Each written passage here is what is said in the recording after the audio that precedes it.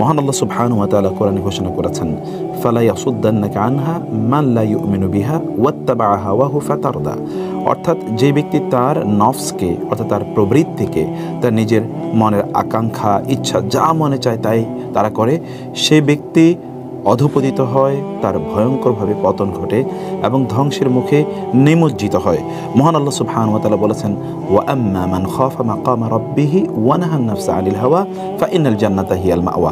বিপরীত দিকে যে ব্যক্তি তার নফসকে, তার হাওয়াকে, অর্থাৎ তার নিজের কুপ্রবৃত্তিকে নিয়ন্ত্রণ করতে পারে, জান্নাত হচ্ছে তার আশ্রয়স্থল, জান্নাতেই সে বসবাস করবে। তার জন্যে সেটিকে আল্লাহ সুবহানাহু ওয়া তাআলা তার জন্যে আবাসস্থল হিসেবে নির্ধারণ করেছেন। আল্লাহ সুবহানাহু ওয়া তাআলা বলেছেন, আফারাআইতা মানিত্তাখাযা ইলাহাহু হাওয়াহু।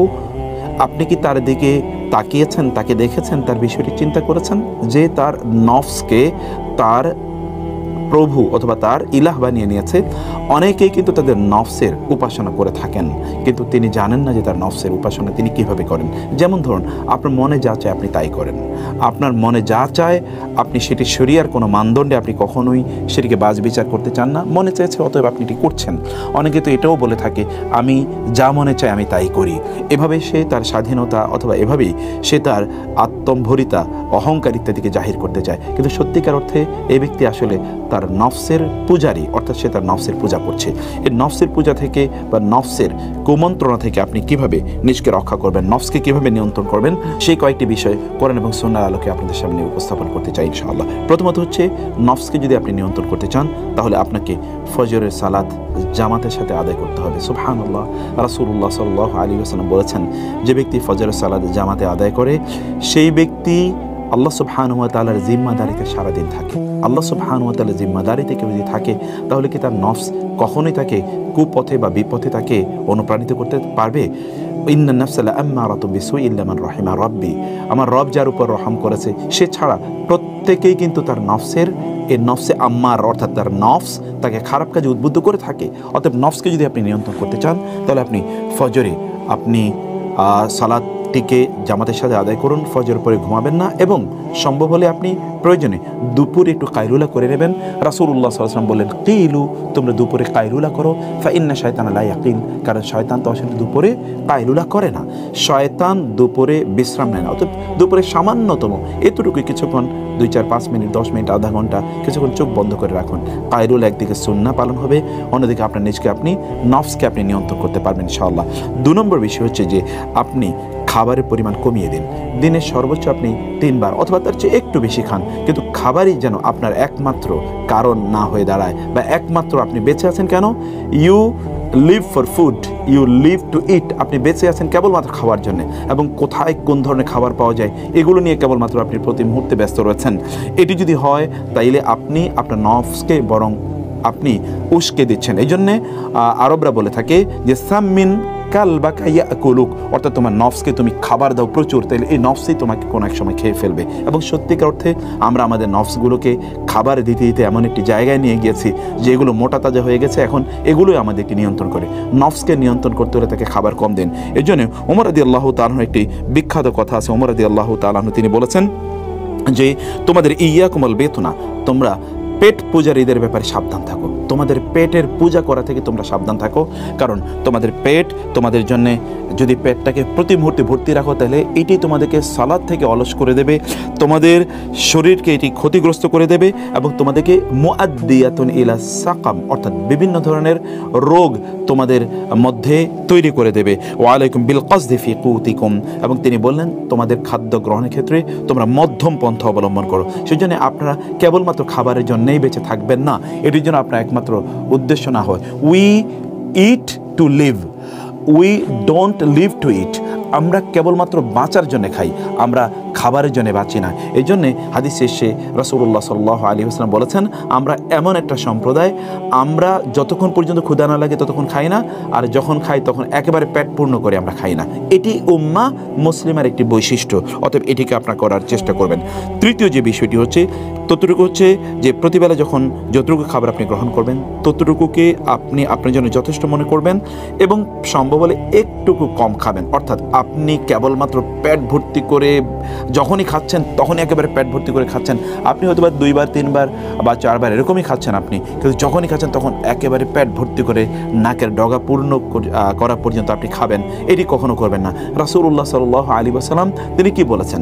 তিনি বলেছেন যে সবচেয়ে নিকৃষ্ট মা মালাআ ইবনু আদামা ওয়াআন শাররা মিন বাতনি, একজন বনি আদম সবচেয়ে নিকৃষ্ট যে পাত্রটি পূর্ণ করে সেটি হচ্ছে তার পেট। অতএব পেটটাকে 3 ভাগ করার জন্য তিনি বলেছেন, 1 ভাগ আপনি খাদ্য দিয়ে পূর্ণ করা, অন্য ভাগ পানি দিয়ে পূর্ণ করা, এবং তৃতীয় ভাগটি আপনি যেন অক্সিজেনের জন্য নিঃশ্বাস প্রশ্বাস এবং ডাইজেশনের জন্য সেটিকে যেন আপনি আলাদা করে রাখেন বলে রাসূলুল্লাহ সাল্লাল্লাহু আলাইহি ওয়াসাল্লাম বলেছেন। অতএব খাবারের সময় একটু কম খাওয়া। এবং বিশ্বাস করুন সালফে সালিন তারা বলতেন যাদের উপরের অংশ অর্থাৎ পেট যাদের পূর্ণ তাদের মাথা কিন্তু খালি থাকে, এবং যাদের পেট অপূর্ণ থাকে তাদের মাথা অর্থাৎ তাদের উপরের অংশ এটি জ্ঞান দ্বারা পূর্ণ থাকে। অতএব জ্ঞান দ্বারা পূর্ণ করতে হলে আপনাকে নিশ্চয়ই পেটটাকে কিছুটা হলেও খালি রাখতে হবে, অন্যথায় আপনি সেই পরিমাণ জ্ঞান অর্জন করতে পারবেন না। পঞ্চম যে বিষয়টি আপনাকে করতে হবে তাহলে যে সকাল সন্ধ্যা জিকির আজকার করুন, প্রোডাক্টিভিটি। সুবহানাল্লাহ, আপনি যদি প্রচণ্ড প্রোডাক্টিভ হতে চান তাহলে মহান রব যিনি আপনার মধ্যে প্রোডাক্টিভিটি তৈরি করে দেবেন তাকে স্মরণ করুন, জিকির আজকার করুন। সকালে জিকির কি, সন্ধ্যার জিকির কি? আপনি যদি বলেন আসবাহানা ওয়া আসবাহাল মুলকু লিল্লাহ, আমসাইনা ওয়া আমসাল মুলকু লিল্লাহ, আপনি যদি আল্লাহ সুবহানাহু ওয়া তাআলার কাছে আপনি সুপর্দ করেন আপনার নিজকে, তাইলে আপনি দেখবেন যে ইনশাআল্লাহ আপনার গোটা দিন এবং গোটা রাত ইনশাআল্লাহ আপনার জন্য প্রোডাক্টিভ হবে। অতএব সকাল এবং সন্ধ্যার যে জিকিরগুলো আছে সেই জিকিরগুলো মনোযোগ দিয়ে সেই জিকিরগুলো পড়তে থাকুন। আসবাহানা ওয়া আসবাহাল মুলকু লিল্লাহ, এরকম আরও অনেক জিকির আছে যেগুলো আপনি দেখতে পাবেন যে কোরআন এবং সুন্নাহ এই জিকিরগুলো আছে, সেগুলো আপনারা পড়বেন ইনশাআল্লাহ। ইশরাকের সালাত আদায়ের অভ্যাস করার জন্য আপনাদেরকে বলবো, ইশরাকের সালাত অথবা সালাতুদ দুহা রাসূলুল্লাহ সাল্লাল্লাহু আলাইহি ওয়াসাল্লাম তিনি বলেছেন কেউ যদি ইশরাকের সালাত আদায় করে তাইলে অর্থাৎ যেটি ফজরের পর সূর্য ওঠার প্রায় 13, 15 বা 18, 20 মিনিট 25 মিনিট পর আপনি পড়েন, তাইলে আপনার অতীতের সকল গুনাহ মাফ হয়ে যাবে। এবং আরেকটি হাদিস আছে যে হাদিসে কেউ কিছু দুর্বলতার কথা বললেও বিভিন্ন আপনার পদ্ধতির কারণে সেই হাদিসটি সহিহ মানদণ্ডে উত্তীর্ণ হয়। তা হচ্ছে রাসূলুল্লাহ সাল্লাল্লাহু আলাইহি ওয়াসাল্লাম কেউ বলেছেন কেউ যদি সালাতুল ইশরাক আদায় করে তাহলে সে একটা পরিপূর্ণ হজ এবং পরিপূর্ণ উমরা সওয়াব পাবে। সুবহানাল্লাহ, এর কি প্রোডাক্টিভিটি আপনি চিন্তা করে দেখুন তো। এবং আপনি সকালে ফজর নামাজ আদায় করার পর আপনার স্থানে আপনি বসে থাকলেন, জিকির আজকার করলেন, তারপর আপনি ইশরাকে সালাত আদায় করে উঠলেন, আল্লাহ সুবহানাহু ওয়া তাআলা আপনার প্রোডাক্টিভিটি এই লেভেলের বাড়িয়ে দেবে যে আপনার নফস কোনো অবস্থায় আপনাকে আল্লাহ থেকে বিরত রাখতে পারবে না, আল্লাহ থেকে দূরে সরিয়ে নিয়ে যেতে পারবে না। আপনি প্রতিদিন কোরআন তেলাওয়াতের অভ্যাস করুন। সুবহানাল্লাহ, কোরআন তো এসেছেই মহান আল্লাহ সুবহানাহু ওয়া তাআলার পক্ষ থেকে মানুষকে জীবন প্রদান করার জন্য। আল্লাহ সুবহানাহু ওয়া তাআলা কোরআনের ব্যাপারে বলেছেন যে এটি তোমাদেরকে আসলে হায়াত প্রদান করে, মানে প্রকৃত জীবন এটি তোমাদেরকে প্রদান করে। এবং প্রকৃত জীবন সেটি লিতুনযিরা মান কান হাইয়্যান ওয়া ইয়াহিক্কাল কাওলু আলাল কাফিরিন ইন্না ফি যালিকা লাযিকরা লিমান কানা লাহু কলবুন আও আলকা সামআহু ওয়া হুয়া শাহিদ। অতএব যে ব্যক্তির কলব আছে তার জন্য এখানে শিক্ষার উপকরণ রয়েছে। সেই ব্যক্তি তার নফসকে নিয়ন্ত্রণ করতে পারবে যেই ব্যক্তি এই কোরআনকে তেলাওয়াত করে। আল্লাহ সুবহানাহু ওয়া তাআলা বলেছেন এটি লিতুখরিজান নাস মিনাজ যুলুমাতি ইলান নূরি বিইذনি রাব্বিহ, যেন আপনাকে আল্লাহ সুবহানাহু ওয়া তাআলা কোরআন পাঠিয়েছেন যেন আপনাকে অন্ধকার থেকে আলোর পথে নিয়ে আসতে পারে। অতএব অন্ধকারের পথটি এটি হচ্ছে নফস আম্মারা এর পথ, আর যদি আপনি আলোর পথে আসতে চান তাহলে কোরআন আপনাকে আলোর পথে নিয়ে আসবে, যেটি নফস মুতমাইন্না এর পথ। এটি আপনাকে করতে হবে। ঘুমের পরিমাণ কমিয়ে দিতে হবে। সালফে সালিন তারা বলতেন 3টি জিনিস আমাদের শরীরের জন্য প্রচণ্ড ক্ষতিকর, তার মধ্যে একটি হচ্ছে কাসরাতুন নাউম, 2 নম্বর বিষয় হচ্ছে কাসরাতু আল আকাল, অর্থাৎ প্রচুর পরিমাণ ঘুমানো, প্রচুর পরিমাণে খাদ্য গ্রহণ করা, এগুলো কিন্তু আমাদের শরীরের জন্য প্রচণ্ড ক্ষতিকর। এবং তৃতীয় হচ্ছে কাসরাতুল কালাম, অনেক বেশি অপ্রয়োজনীয় কথাবার্তা বলা। এগুলো থেকে আপনার নিজকে আপনার দূরে রাখুন, তাইলে আপনার নফসকে আপনি ইনশাআল্লাহ নিয়ন্ত্রণ করতে পারবেন। সেই জন্য আপনার কাজ হচ্ছে ঘুমের পরিমাণ কমিয়ে নিয়ে আসা। ঘুম যতটুকু আপনার প্রয়োজন ততটুকু আপনি করবেন, কিন্তু অনেক বেশি ঘুম আপনাকে অলস করে দেবে, আল্লাহ সুবহানাহু ওয়া তাআলা সম্পর্কে আপনাকে বেখবর করে দেবে, এবং এর মাধ্যমে আপনি নফসের পূজারিতে পরিণত হয়ে যাবেন। অতঃপর আপনাকে যে কাজটি করা দরকার তা হলো যে ফজরের পর আপনি আপনার শরীরের জন্য কিছুটা যত্ন নিন, শরীরে একটু ব্যায়াম করুন। সেটি বিভিন্ন সময়, বিশেষ করে ফজরের পরের এটি অত্যন্ত গুরুত্বপূর্ণ একটি সময়, কারণ রাসূলুল্লাহ সাল্লাল্লাহু আলাইহি ওয়াসাল্লাম তিনি আব্দুল্লাহ ইবনে আমর ইবনে আসকে লক্ষ্য করে বলেছেন ফা ইন্না লি জাসাদিকা আলাইকা হক, ইন্না লি জাসাদিকা আলাইকা হাক্কুন, তোমার শরীর এর হক আছে তোমার উপর, অতএব তোমার শরীরকে ফাআতি কুল্লাযী হাক্কিন হাক্কাহু, প্রত্যেকে তার হক আদায় করে দাও। এটি আপনারা করবেন যতদূর সম্ভব, কারণ আল মুমিনুল কাওয়িয়্যু খায়রুন ওয়া আহাব্বু ইলাল্লাহ মিনাল মুমিনিদ দাঈফ ওয়া ফি কুল্লিন খায়র। রাসূলুল্লাহ সাল্লাল্লাহু আলাইহি ওয়াসাল্লাম বলেন, শারীরিকভাবে একজন শক্তিশালী এক ঈমানদার শারীরিকভাবে দুর্বল ঈমানদারের চেয়ে আল্লাহর কাছে অনেক অনেক বেশি প্রিয় এবং অনেক বেশি কল্যাণকর, যদি উভয়ের মধ্যে কল্যাণ রয়েছে। অতএব ওয়ালা তা'জাজ ওয়াস্তাঈন বিল্লাহি ওয়ালা তা'জাজ, আল্লাহর কাছে চাও, আল্লাহর কাছে ধর্ণা ধরো, তুমি অক্ষম হইও না। শরীরে তোমার অবস্থা যাই হোক না কেন, শরীরকে সুন্দর রাখার জন্যে, নিয়ন্ত্রণে রাখার জন্যে আপনাকে কসরত করা দরকার। এতে আপনি যখন শারীরিকভাবে সক্ষম থাকবেন তখন শয়তান বা নফস আপনাকে ধোঁকা দিতে পারবে না। দৃষ্টিকে অবনত রাখুন, সুবহানাল্লাহ। চোখের মাধ্যমে কিন্তু শয়তান আমাদের অন্তরে ঢুকে যায় এবং আমাদেরকে ধোঁকা দিতে থাকে। এই জন্য আল্লাহ সুবহানাহু ওয়া তাআলা আমাদেরকে নির্দেশ প্রদান করেছেন, কুল্লিল মুমিনিনা ইয়াগুদ্দু মিন আবসারিহিম ওয়া ইয়াহফাযু ফুরুজাহুম। আপনার চক্ষুকে যদি আপনি নিয়ন্ত্রণ করতে পারেন তাহলে আপনার লজ্জাস্থানকে আপনি নিয়ন্ত্রণ করতে পারবেন, ইজ্জত আবরুকে নিয়ন্ত্রণ করতে পারবেন এবং এর মাধ্যমে শয়তান আপনার মধ্যে ঢুকবে না, আপনার নফস আপনাকে ধোঁকায় ফেলবে না। রাসূলুল্লাহ সাল্লাল্লাহু আলাইহি ওয়াসাল্লাম বলেছেন, এর নজর, এটা হচ্ছে সাহমুম মিন সিহামি ইবলিস আল মাসমুম, ইবলিসের বিষ মাখানো তীরের একটি তীর হলো আমাদের দৃষ্টি, এবং এর মাধ্যমে কিন্তু আমাদের অন্তর বিষাক্ত হয়ে যায়।